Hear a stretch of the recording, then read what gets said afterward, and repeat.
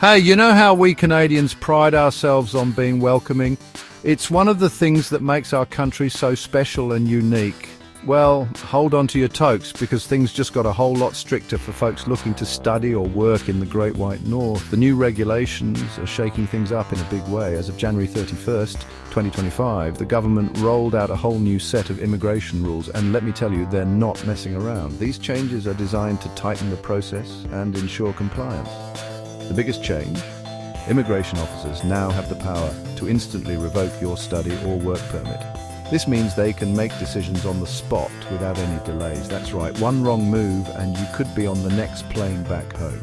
It's a serious shift from the more lenient policies of the past. Now, I know what you're thinking.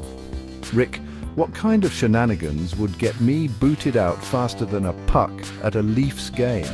It's a valid concern, given the new stringent measures. Well, fear not, my friends, because I'm here to break it down for you. We'll go through the key points so you can navigate these changes with confidence and ease. First up, let's talk misrepresentation. This is a big one, folks. Basically, if you even think about fudging the truth on your application, don't. Fake admission letters, bogus job offers, even a little white lie about your language skills.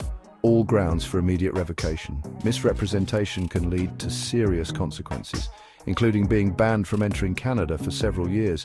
It's just not worth the risk. Next, we've got violation of permit conditions. This one's pretty straightforward. Got a study permit? You better be hitting the books full-time and following all the rules. Work permit? Stick to the hours and conditions you agreed to. If you step out of line, you're skating on thin ice. Of course, criminal activity is a no-brainer. Get caught with your hand in the cookie jar and you can kiss your Canadian dreams goodbye. And I'm not just talking about serious offences here. Even minor infractions can land you in hot water. Lastly, we've got security concerns. Look, I'm not saying you need to be a saint to live in Canada, but if you pose a threat to public safety, don't expect a warm welcome. Canada takes its security very seriously. Any involvement in activities that could jeopardize the safety of its citizens will be met with strict actions. So remember, honesty and adherence to the rules are your best friends when navigating the immigration minefield. Stay on the right side of the law, follow your permit conditions, and you'll be on your way to a successful stay in Canada.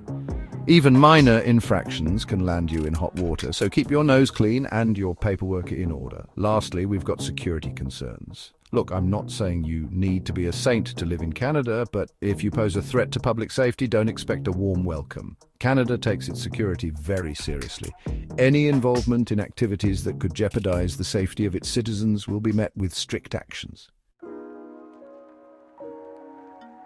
Now, these new rules haven't exactly been met with open arms. Across the country, people are voicing their concerns and frustrations. Folks are worried about the potential for unfair or inconsistent application. The ambiguity in the rules is causing a lot of anxiety. I mean, what constitutes a security concern anyway? The definitions seem vague and open to interpretation. And what about minor infractions? Even small mistakes could lead to severe consequences. Shouldn't there be some room for honest mistakes? People are human after all. Then there's the lack of appeal. If you feel wronged, there's hardly any recourse. Get your permit revoked. Tough luck, buddy. The process to challenge it is almost non-existent. There's not much you can do about it. The system feels rigid and unforgiving. And don't even get me started on the increased burden on employers and schools. They're drowning in paperwork. They're now on the hook to make sure everyone's playing by the rules, which, let's face it, is a lot of pressure. It's a heavy responsibility. Look, I get it.